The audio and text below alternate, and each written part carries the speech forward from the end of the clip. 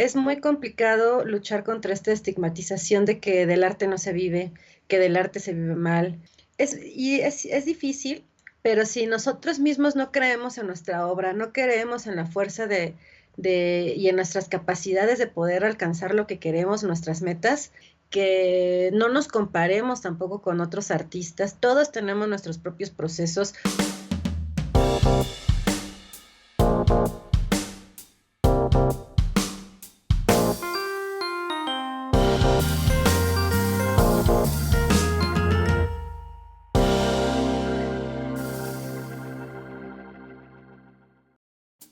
Hola amigos y amantes de la gráfica, bienvenidos al episodio número 41. Les habla su anfitrión, Reinaldo Gil Zambrano, trayéndoles una nueva conversación en español con artistas que usan el grabado y métodos de impresión para hacer algo más allá de lo esperado.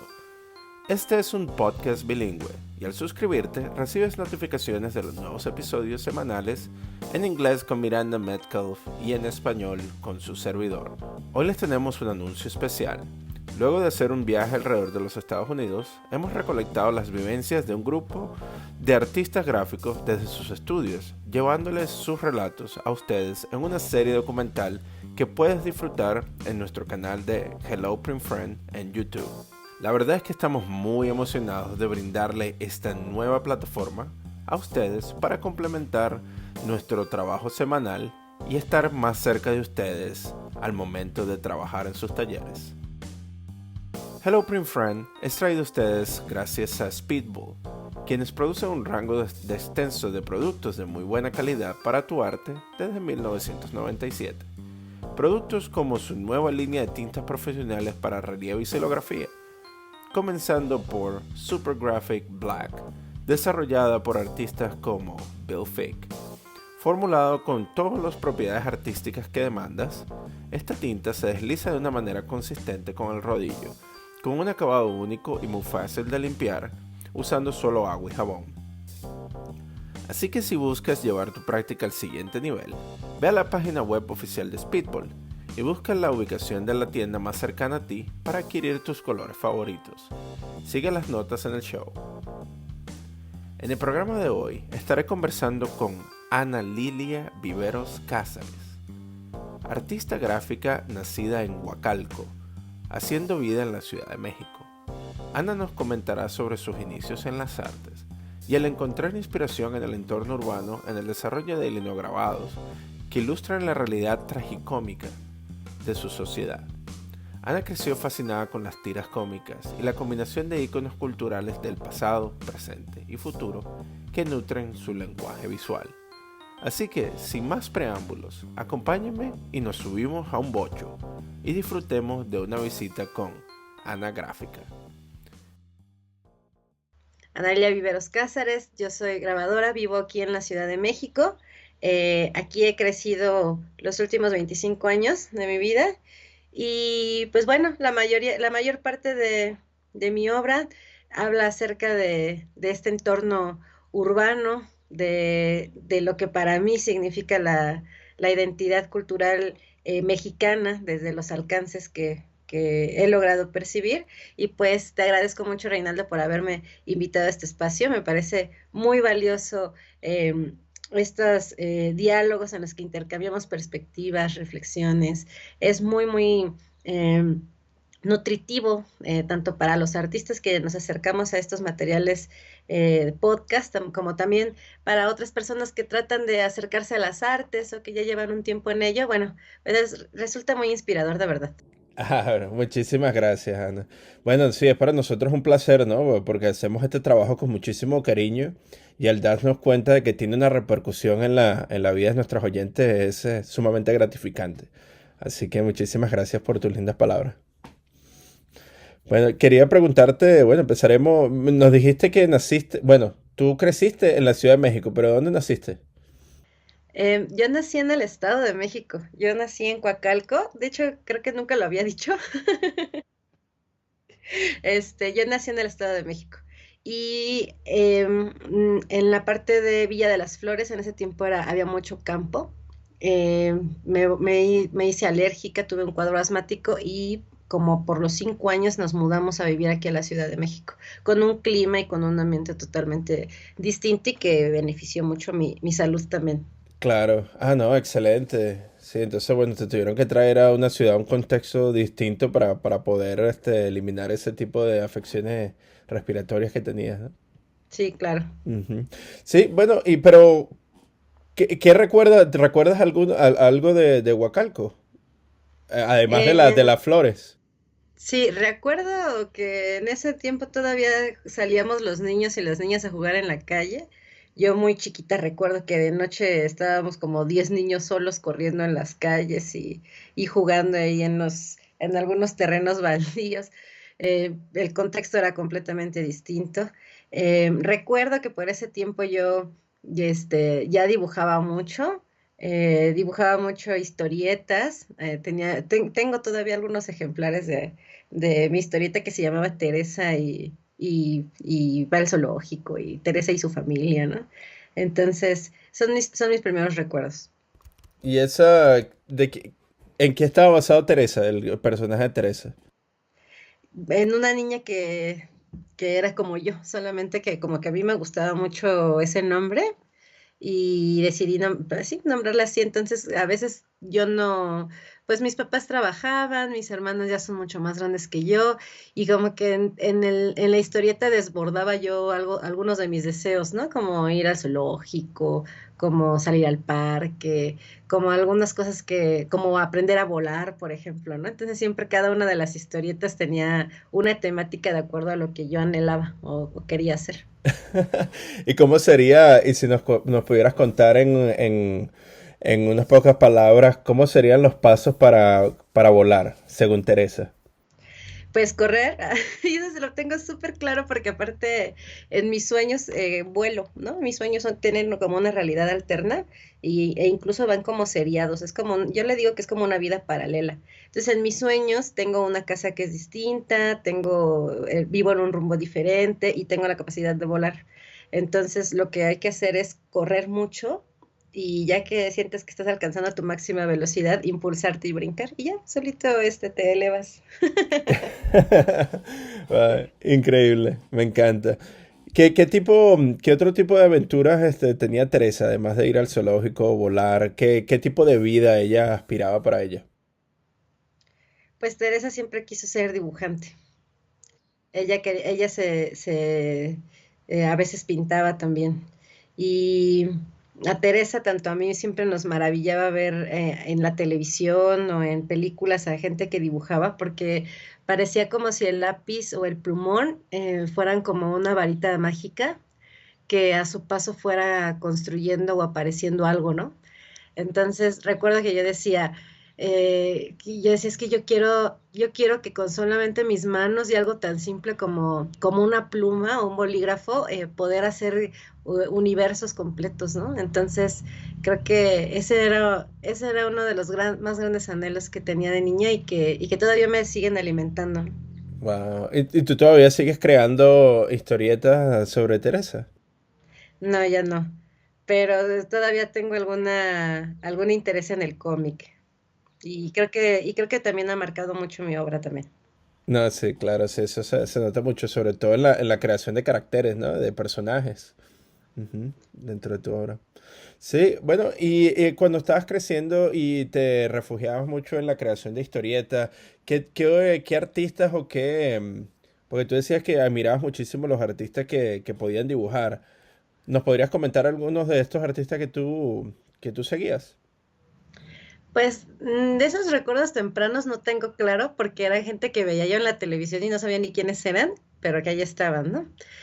Yo creo que más grande veía al maestro Joel Rendón con su estampa al minuto haciendo algunos sellos con gomitas, con gomas para borrar. Em, También cuando era niña coleccionaba la historieta de Memín Pinguín de Yolanda Vargas Dulce, que hace no mucho en mis redes sociales publiqué un grabado alusivo a él. Y me permeé mucho de ese dibujo y de esa caricatura mexicana. también de la bueno, que de la familia Burrón también me acerqué ya mucho más grande, pero creo que mi primera infancia y mi acercamiento al dibujo fue ese con Memín. No, y me estabas comentando Estampa al Minuto. Sí, era una cápsula que salía en el Canal 11, Televisión Abierta Mexicana, en donde el maestro Joel Rendón mostraba cómo hacer un sello a partir de una goma. Entonces sacabas una navaja y literal, bueno, yo creo que en menos de un minuto hacía un sello y mostraba cómo reproducirlo. Entonces me causaba también como mucho impacto, ¿no? Y decía, ay, ¿cómo es que hace eso?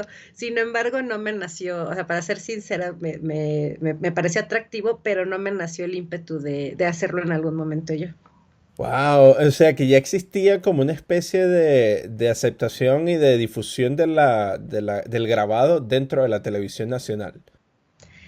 Yo creo que es muy atrevido decirlo de esa forma, porque en realidad solamente era una cápsula que pasaban cada 20 horas, yo creo, ¿no? Pero, pero sí estaba, o sea, sí, y creo que dentro del imaginario de muchas personas, de muchos mexicanos, si así escarbamos un poco en la memoria, sale Estampa al Minuto, ¿no? Que no lo mostraban como grabado en relieve, no hablaban acerca de toda la historia que hay alrededor, de toda la tradición mexicana en el grabado, pero sí mostraban cómo hacerlo, ¿no? Y al menos dices, ay, salía alguien ahí haciendo sellos, ¿no? Con gomas. Claro, sería interesante ver de todos los artistas con los que hemos conversado, sobre todo los artistas mexicanos, cuántos de ellos recuerdan esta cápsula o estos episodios. Ujú. Sería interesante. Bueno, pero también mencionaba sobre la caricatura mexicana. ¿Qué crees tú que caracteriza o diferencia a la caricatura mexicana que tú tanto amas? Pues fíjate que a mí me gusta mucho el carácter tragicómico que tiene la caricatura, ¿no? La caricatura mexicana. La familia Burrón, por ejemplo, pues retrata la vida barrial pues sí, de una familia, de una colonia popular de la Ciudad de México. Y a través de chistes, a través de situaciones irónicas, burdas, si quieres, pues habla acerca de la tragedia, habla acerca de la pobreza, de las situaciones de marginación en la que viven sus personajes. Por ejemplo, Memín Pinguín es un caso similar, ¿no? Memín tiene a sus tres amigos, uno es carpintero, otro es un hijo de familia rica, el otro es hijo de no lo dicen de esa forma, pero dan a entender que es como de una cabaretera, pues. Y a través de las aventuras de Memín, a través de la picardía de cada uno de sus personajes, hablan de las problemáticas propias de cada niño de acuerdo a su propio contexto. Entonces, o sea, de verdad que había partes de la historieta en las que llorabas, ¿no? Porque te ponías en el lugar de, por ejemplo, el niño Carlos cuando descubrió que su mamá trabajaba en un cabaret, ¿no? O de la pobreza en la que vivía Memín también, de los sacrificios que tenía que hacer su mamá para sostener a su mamá soltera, para sostenerlo a él, y él siendo muy irreverente siempre, ¿no? O sea, como que este juego de alegría, pero amargura, pero me parece muy atractivo. O sea, me parece que es una forma en la que per se la cultura mexicana se desenvuelve a sí misma. O sea, creo que somos una sociedad muy tragicómica en muchos sentidos, ¿no? No me gustaría decir que nos reímos de nuestra tragedia, porque hay tragedias de las que no nos podemos reír, ¿no? Que solamente podemos soltar una sonrisa cuando es algo que se refleja en materiales de ficción como estos, ¿no? Pero, pero el verlo, el tomarlo desde esa perspectiva también me parece una genialidad, porque es difícil, creo yo, abordar algo tan duro eh, como puede ser la pobreza, el no tener que comer, el no tener para sustentar un hogar, y convertirlo en algo que sea fresco, que sea afable, en lo que te puedas identificar, reír y llorar. O sea, para mí es lo máximo. No, es sumamente interesante ver eso, ¿no? Porque esa es la forma como tú de alguna manera interpretas también la vida dentro de la ciudad mexicana, de la Ciudad de México.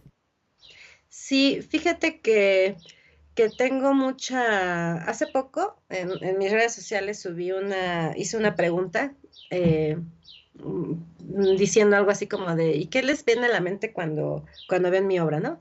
Y me llamó la atención porque muchas personas me decían nostalgia, ¿no? Y digo que me llama la atención porque yo de una forma consciente no trato no quiero reflejar la nostalgia, pero sí está muy implícita en la forma en la que yo percibo mi ciudad, ¿no? Y me dio mucho gusto porque dije, ay, bueno, sí se nota, ¿no?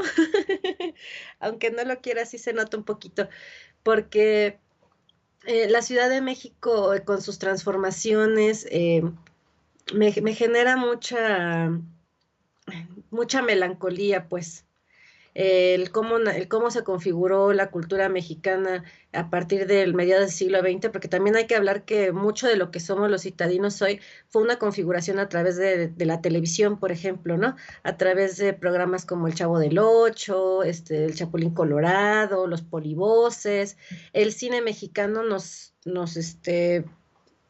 además de representarnos también de alguna manera, nos propuso una nueva mirada como mexicanos.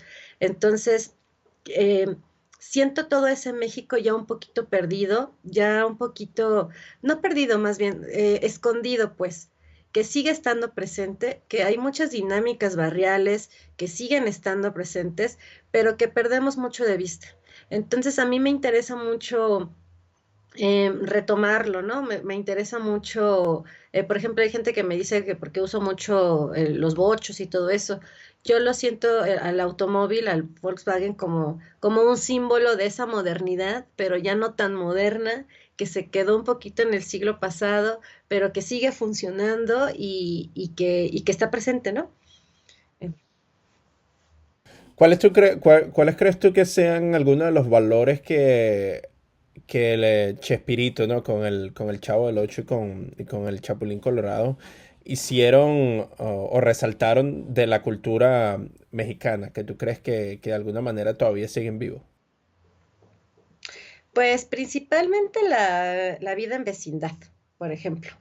Eh, Mis papás son comerciantes, bueno, son contadores públicos, pero desde hace varios años, desde que ya tenía yo como unos 6 7 años, se hicieron comerciantes y siempre sus negocios han estado en colonias populares. Entonces, me ha tocado ver mucho de las dinámicas que hay en los barrios y es muy similar, ¿no?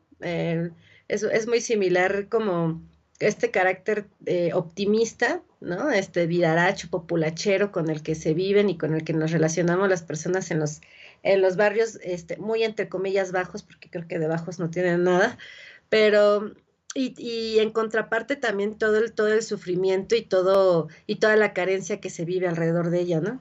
Entonces, fíjate que es padre, o sea, es bonito porque por una parte es súper fácil sentirte cobijado por la gente, ¿no? Que te recibe, que te llegas a sentir como parte de ellos, como parte de su familia. Y por otro lado, y a contraparte, el saber todas las vicisitudes que pasan y que pasamos, ¿no? Me incluyo también.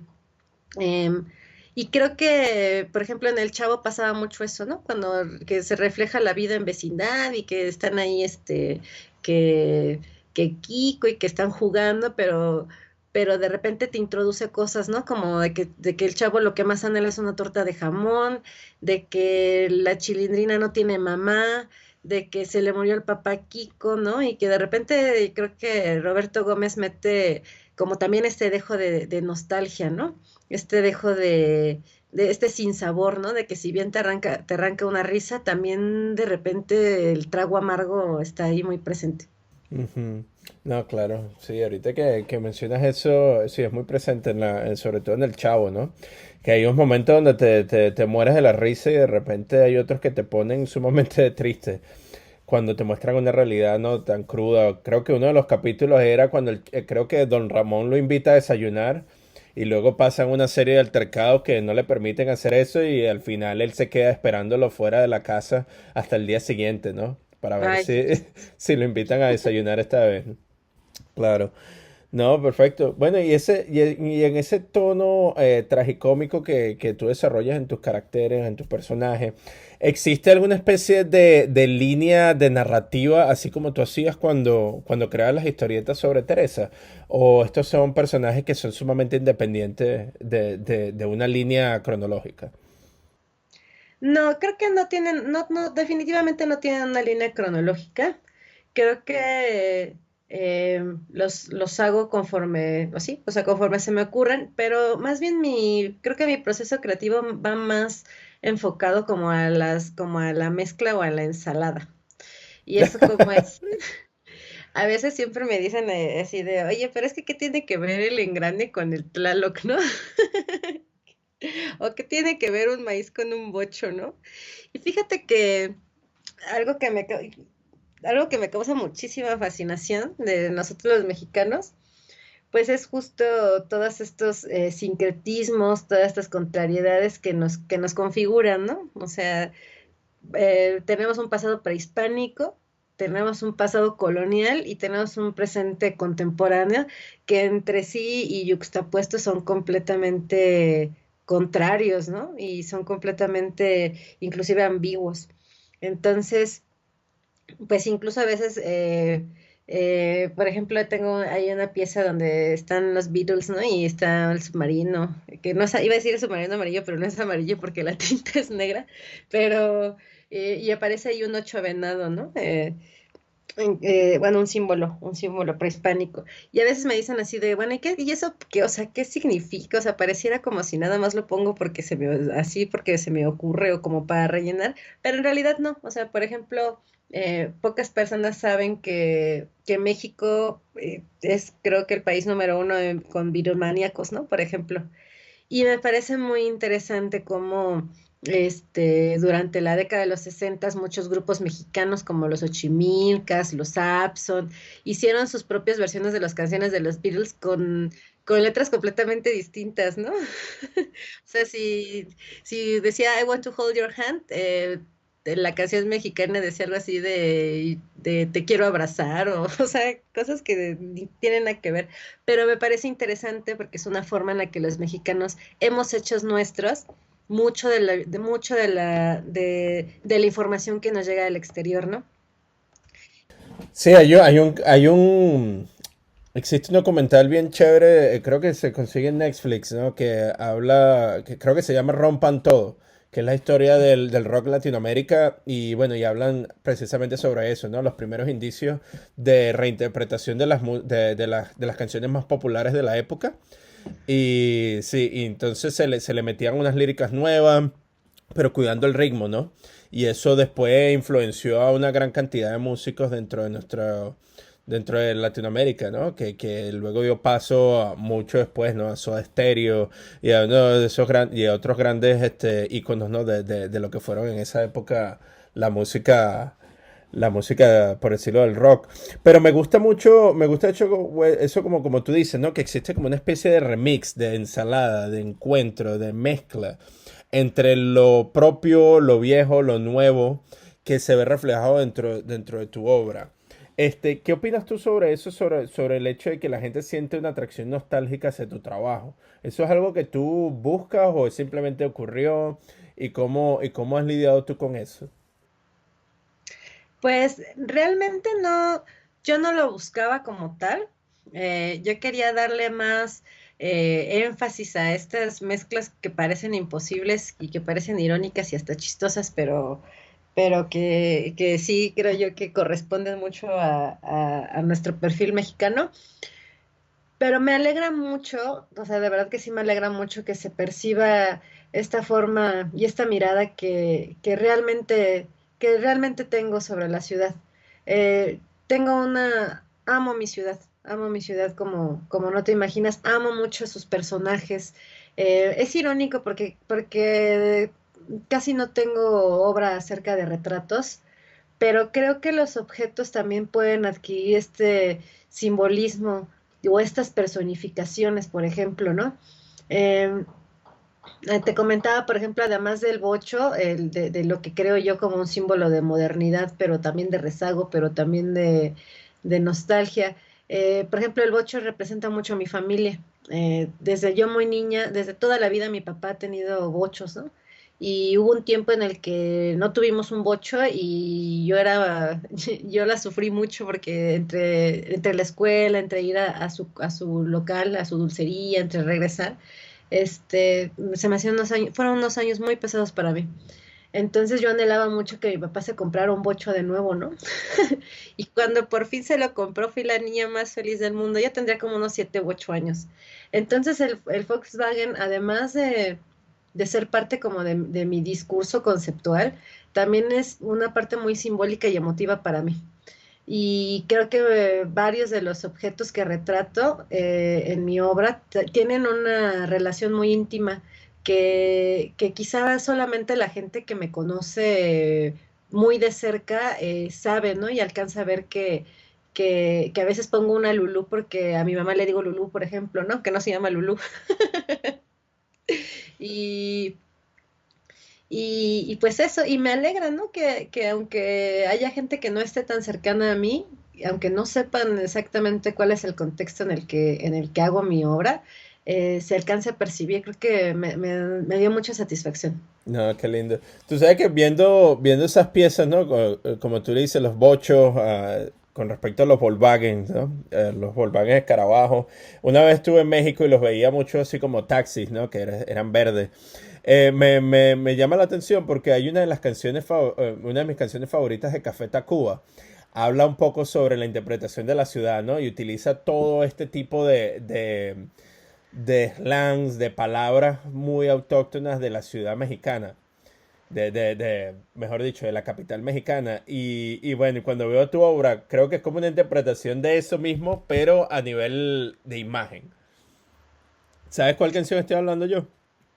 No, pero fíjate que le diste mucho al clavo, porque la música también es crónica, ¿no? Y Café Tacuba, no sé exactamente qué canción sea, pero se caracteriza mucho por esto, ¿no? Por retomar cuestiones del slang, cuestiones muy cotidianas. Y me recuerda mucho también, por ejemplo, la música de Chava Flores. O sea, yo siempre he dicho que Chava Flores es a la música lo que Gabriel Vargas es a la historieta, ¿no? Esta crónica, este retomar, la famosísima canción de ¿A qué le tiras cuando sueñas mexicano, ¿no? Hacerte rico en lotería con 1 millón. Habla de esto, ¿no? O sea, de lo populacheros que somos, de lo entusiastas que somos, pero también de, del gran, del gran fracaso que a veces somos, ¿no? También en cuanto a nuestras propias dinámicas de vida, en cuanto a lo irresponsables que podemos llegar a ser, ¿no? En cuanto a los soñadores, también el peligro de los soñadores, ¿no? Que a veces nos dejamos llevar tanto por el deseo, que nos cuesta trabajo también materializar lo que queremos, ¿no? No, me encanta eso, ¿no? La cuestión del balance entre lo irresponsable y los soñadores. Bueno, te voy a la canción se llama Chilanga Banda, de Café Mm. Tacuba.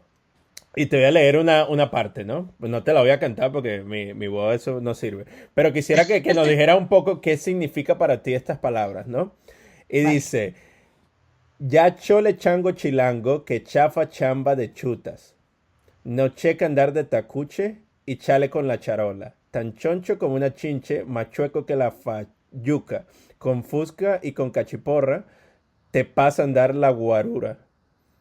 Mejor yo me echo una chela y chance enchufo una chava. Chambeando de chafirete, me sobra chupa y fachanga.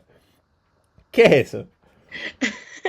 Pues creo que habla como un asaltante, ¿no? Ya chale, ya chole con tu chamba, dice, ¿no? Y luego dice algo de una fusca y que, fíjate que es muy rico como inclusive hasta la forma en la que nos comunicamos es muy endémica de la ciudad, ¿no? Que a veces nos trasladamos a otras partes del país y dicen, ¿qué? Les cuesta tanto trabajo entendernos. Y bueno, con gente que no es mexicana, pues todavía, y resultan casos más peculiares, ¿no?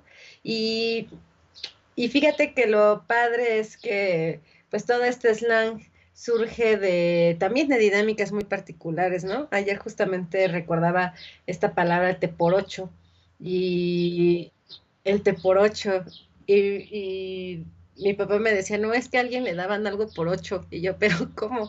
Y me puse a buscar en internet y fíjate que teporocho, ¿tú sabes lo que es un teporocho? No, no. Ah, bueno, pues cuando hay alguna persona, algún sujeto en estado de ebriedad en la calle, con aspecto sucio, que incluso pues está tirado o algo así, se le llama teporocho. Y e incluso luego cuando alguien bebe mucho, se le dice así, "Ah, ya estás de teporocho, ¿no?" No, Eh, qué o, lindo. o que alguien regresa de la fiesta y, y se queda tirado en la calle, ya quedó como teporocho, ¿no? Claro. Y resulta que vendían, que a inicios del siglo XX vendían tés con piquete. El piquete es, ¿sí sabes lo que es el piquete? No, no, ¿qué es eso? El piquete es una dosis de alguna bebida alcohólica que se le añade a otra bebida. Entonces al té se le echaba piquete, es decir, se le echaba aguardiente y lo vendían Ah, por 8 pesos en algunas cantinitas en la Ciudad de México. Entonces ya los que estaban borrachos se les decían los teporochos. claro. Bueno, en Venezuela también sí, al café se le pone un poquitico de ron, ¿no? Se le envenena un toque ahí tú sabes, como para arreglarlo, ¿no? Ándale, Sí. pues es el piquete. El piquete, ¿no? Me gusta eso. Pero tú sabes, conversando, porque sí, qué lindo, ¿no? Que buscamos diferentes tipos de medias artísticas para poder decir nuestra historia, ¿no? Para poder contar nuestra historia. Y todas se complementan, ¿no? Porque todas buscan ilustrar esa nueva identidad cambiante de lo que somos, ¿no? En nuestras comunidades, ¿no? Sobre todo en Latinoamérica, y como tú puedes demostrarlo ahí en la Ciudad de México. Porque hablando con una de tus colegas, ¿no? Con Luisa Estrada, ella, no, ella nos comentaba también que ella buscaba hacer una especie de estudio del urbanismo, ¿no? De la realidad urbana dentro de la ciudad capital, pero ella lo hacía más que todo enfocado hacia la parte de las estructuras, ¿no? De la infraestructura, de lo, de la, de las edificaciones, ¿no? Y de la saturación y las cuestiones así que se ven mucho más del ruido y del ajetreo, ¿no? Y de la acumulación de personas. Pero en el caso tuyo lo buscas más que todo hacia la parte mágica de los arqueotipos, ¿no? Y de los personajes. Entonces eso me parece sumamente interesante. Pero cuéntanos, nos contabas también que tuvimos la oportunidad de conversar con otros de tus colegas, ¿no?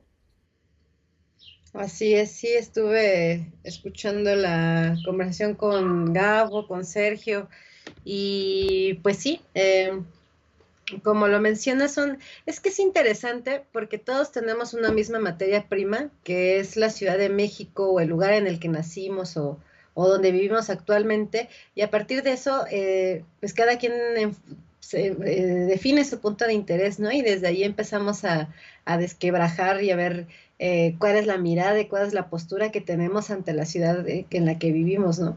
Y como dices, pues a mí fíjate que me interesa mucho que nos reconozcamos a través de las imágenes, ¿no? Que nos identificamos nuestra personalidad, que identifiquemos la belleza y el orgullo que es pertenecer a una ciudad tan bonita, ¿no? Tan contradictoria, pero que se da a amar a mares, ¿no? Sí, es interesante, ¿no? Porque Luisa también nos comentaba que existía esa relación de amor y odio con respecto al contexto donde ella vivía, ¿no? Y sí, así como dijiste tú.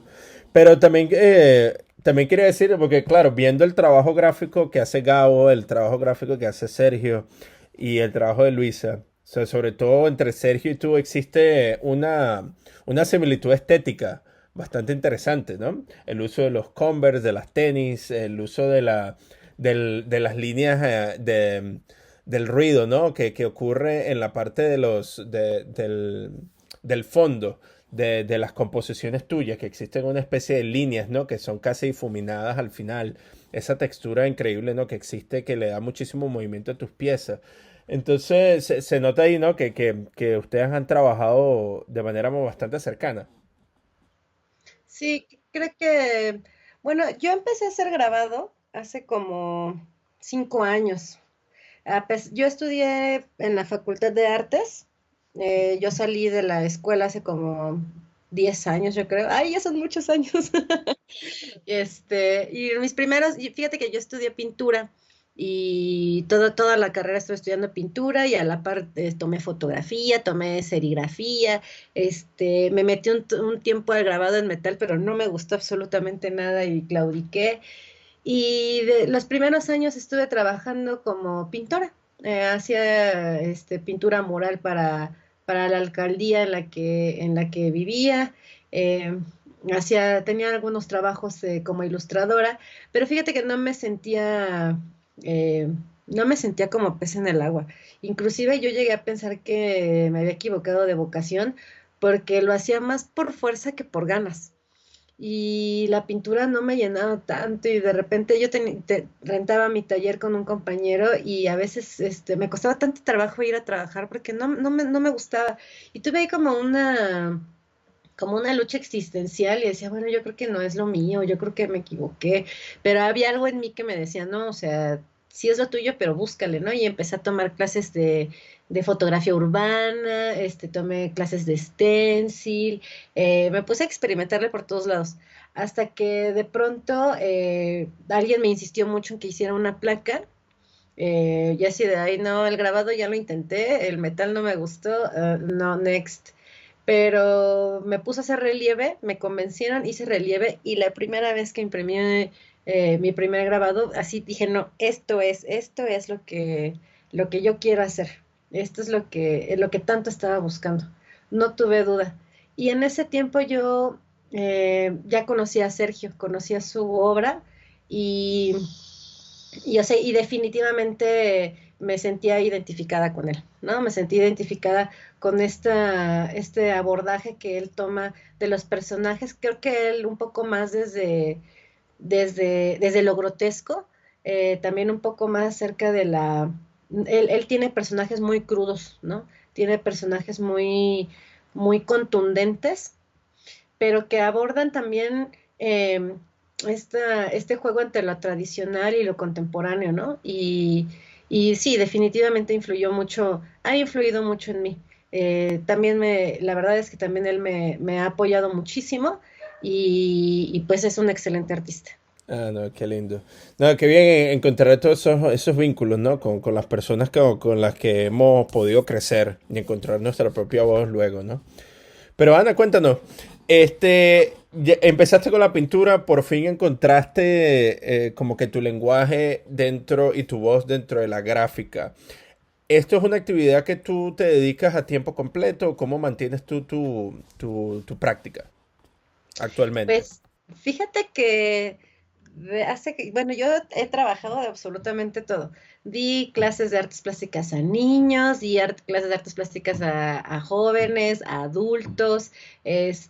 Trabajé un tiempo como promotora cultural, 2 años, en las calles, en museos, centros culturales, impulsando un poco la literatura, también la gráfica, cada que podía metía ahí cuestiones de grabado.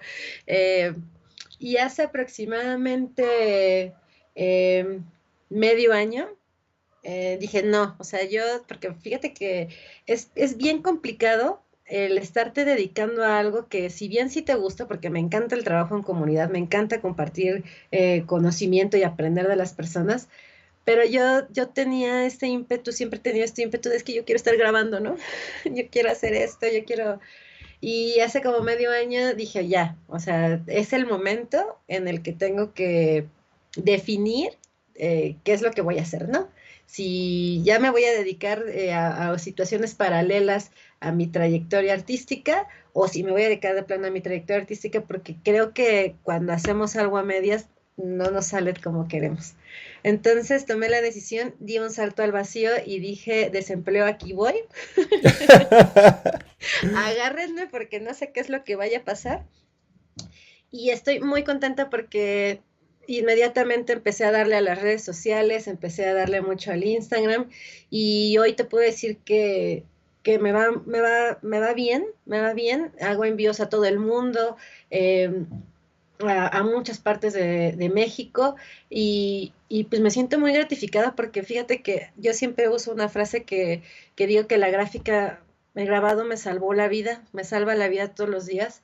Me la salvó desde ese momento en el que imprimí mi primera pieza y supe que no me había equivocado de camino. O sea, creo que esa fue la primera vez que me salvó, porque me quitó todo este peso y este agobio que yo sentía al no sentirme como pez en el agua dentro de las artes y me la salva todo el tiempo, porque cada que me siento insegura, cada que me siento triste, me refugio mucho en el arte.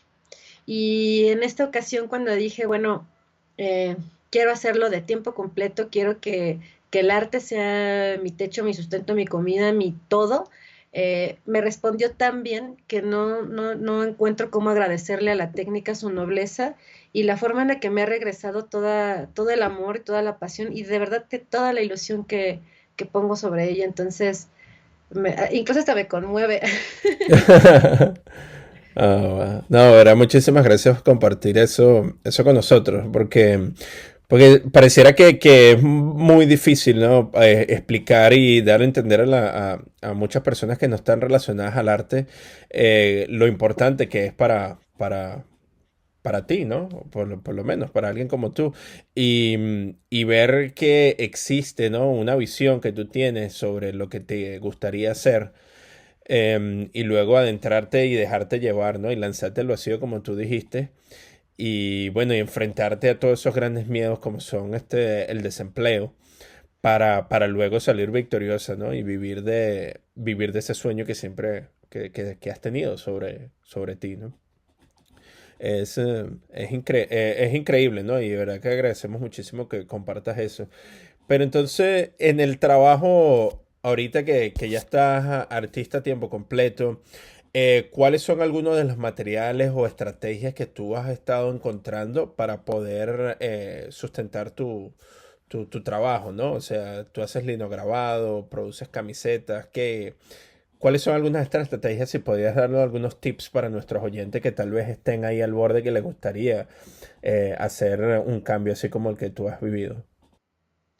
Pues creo que el tip número uno, así, con el que se va a poder materializar todo lo que quieren es creer en su propio trabajo. De verdad que es bien difícil, y en un país como México, ¿no? Es muy complicado luchar contra esta estigmatización de que del arte no se vive, que del arte se vive mal, que no se vende. Es difícil, pero si nosotros mismos no creemos en nuestra obra, no creemos en la fuerza y en nuestras capacidades de poder alcanzar lo que queremos, nuestras metas, ya no digamos sueños, porque los sueños suenan como más abstractos, ¿no? Como más de la expectativa. Creo que es más como nuestras metas a corto, mediano y largo plazo, ¿no?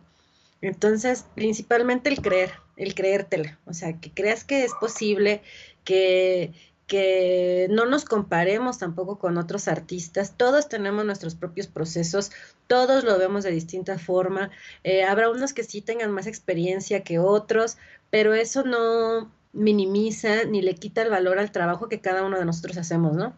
Y y creo que fundamentalmente eso, que a veces cuando hacemos algo y no estamos tan convencidos y decimos, ay, es que esto me quedó medio feo, esto no me gustó, eh, pensar en que aunque no estemos a veces completamente convencidos de lo que hacemos, porque también eso es cierto, ¿no? O sea, no siempre la seguridad es nuestra vanguardia. O sea, yo, por ejemplo, me aferro mucho a la confianza, pero también llego a titubear.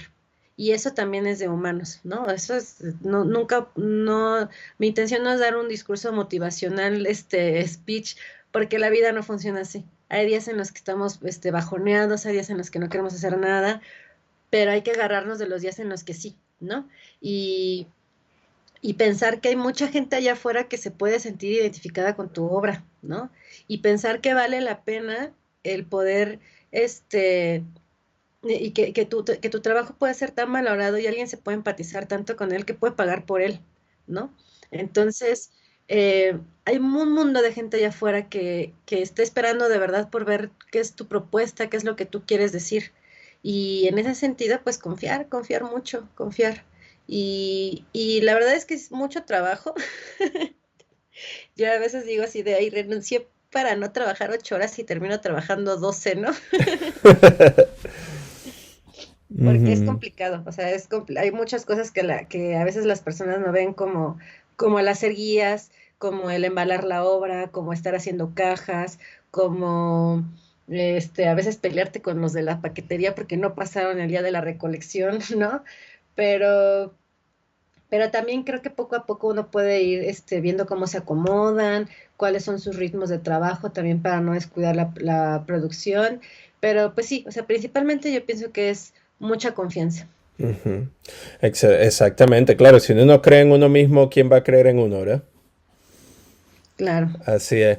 Pero, ok, cuando tú haces tu propia obra, ¿tú haces más que todo comisiones o son ideas sumamente propias tuyas que luego tú haces en ediciones y buscas que la gente las compre? ¿Cómo haces tú ese balance ahí con respecto a buscar conseguir trabajo que la gente le guste, ¿no?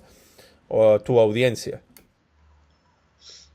Pues yo principalmente comparto obra que es mía, ¿no? Que salió de mí, de mi imaginario, y he tenido la fortuna de poder conectar con algunas personas que han creído en mi trabajo, que, que se la llevan a sus casas, que la comparten, que la regalan. A veces hago comisiones, por ahí tengo algunas.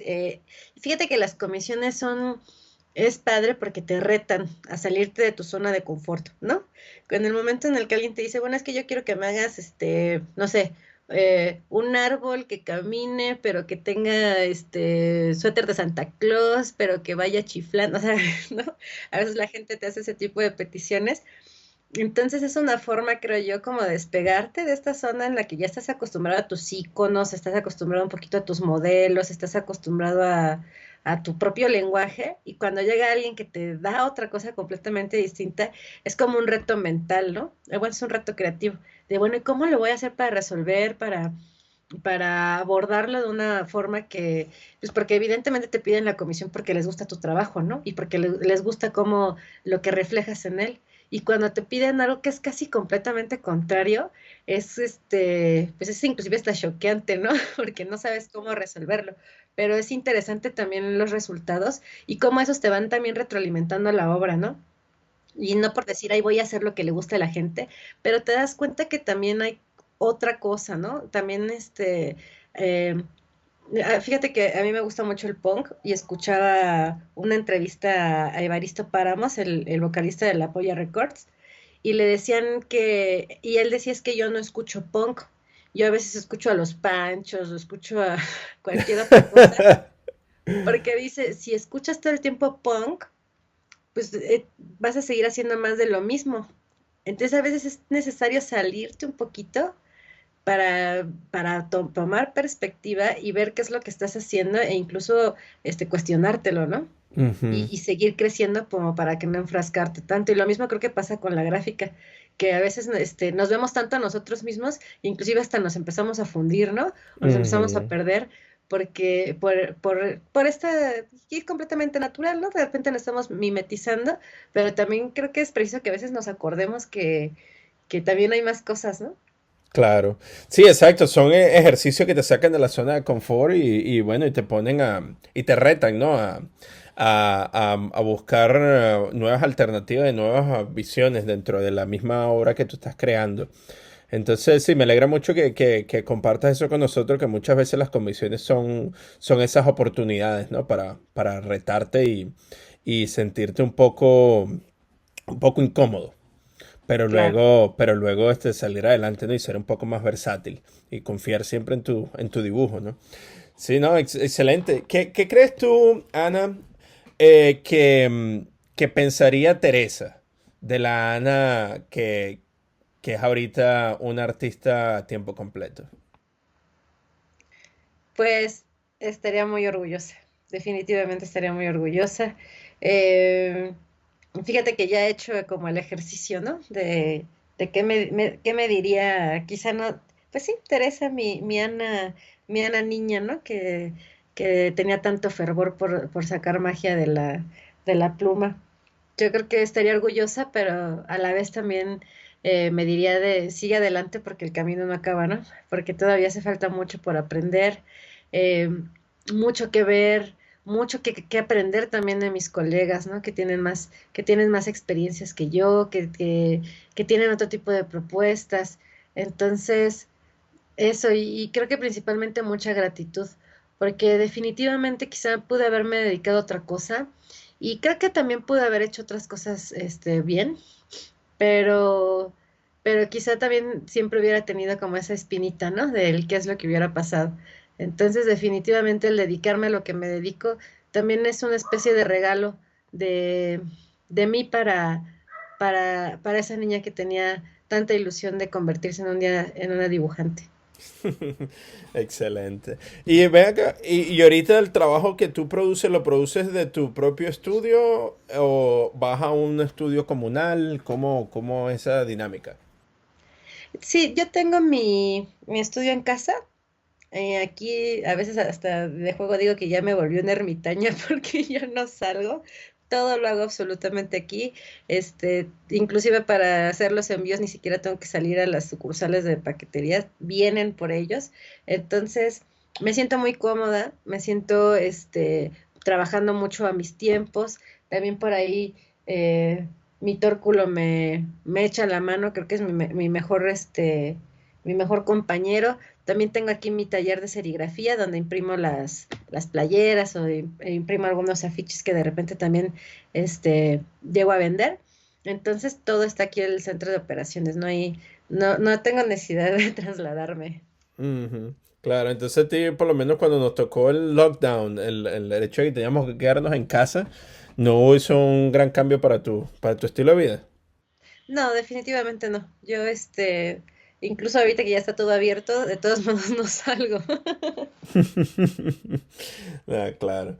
No, excelente. Y bueno, ¿y dónde consigues tú ese tipo de información? ¿Cómo te nutres tú en el hecho de si tienes alguna duda o de adentrarte a enseñarte a ti misma procesos nuevos, ¿no? Como por lo menos la serigrafía, para poder hacer camisetas y poder adherir o sumar ese tipo de material para tu venta. ¿Cómo es ese proceso tuyo de investigación? Pues, por ejemplo, en el caso de la serigrafía, te platico que yo lo tomé serigrafía en la facultad, pero pues eso ya tiene muchísimos años.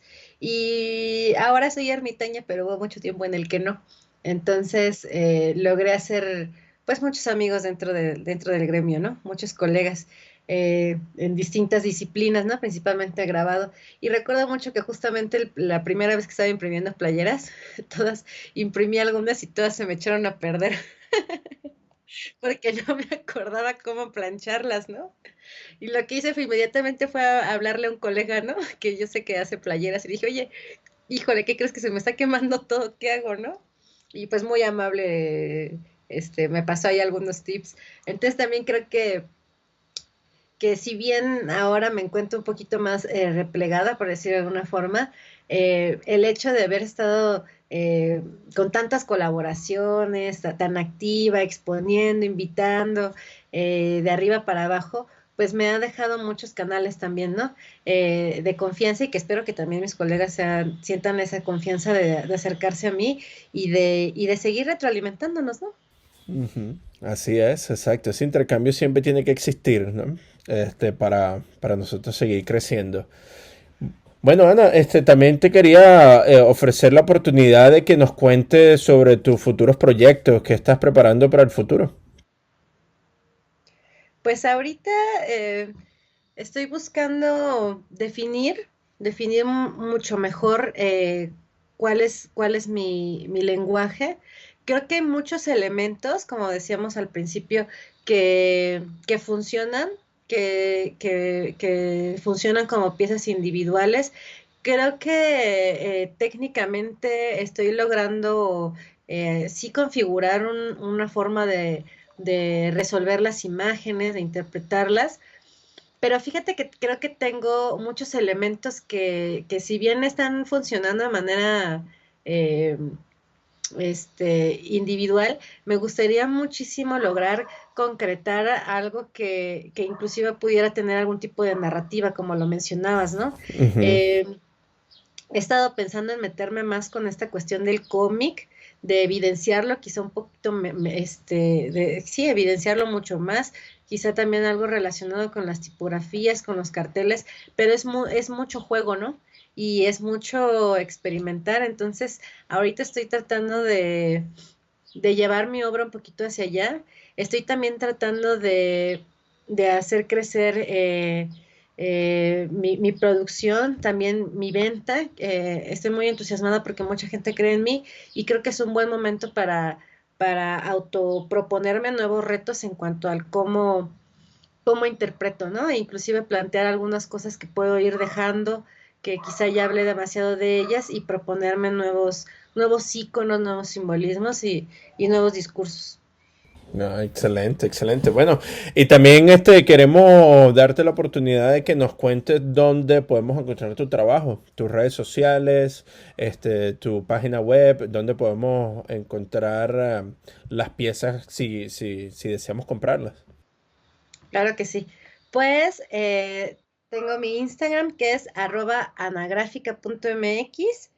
Ahí en esta semana estaré publicando, ya tengo lista mi tienda online, estaré publicando el link en mi biografía para que entren, se den una vuelta y se lleven algo bonito. Y también, pues a mí me encanta, fíjate que me gusta mucho, y algo por lo que me encontraba un poquito renuente a hacer la tienda online, es que me gusta mucho platicar con la gente. La mecánica hasta este momento es que, pues, que me manden un mensaje directo y me digan qué piezas les gustan. Pero fíjate que me gusta mucho porque la gente me dice, oye, es que, ¿sabes qué? Que me gustó mucho tu combi porque cuando era niña viajaba mucho en una combi con mi familia, o de repente me dicen, es que tengo por ahí una pieza de Rocksteady y me dicen, no, es que a mí cuando era joven me gustaba mucho, iba a los conciertos.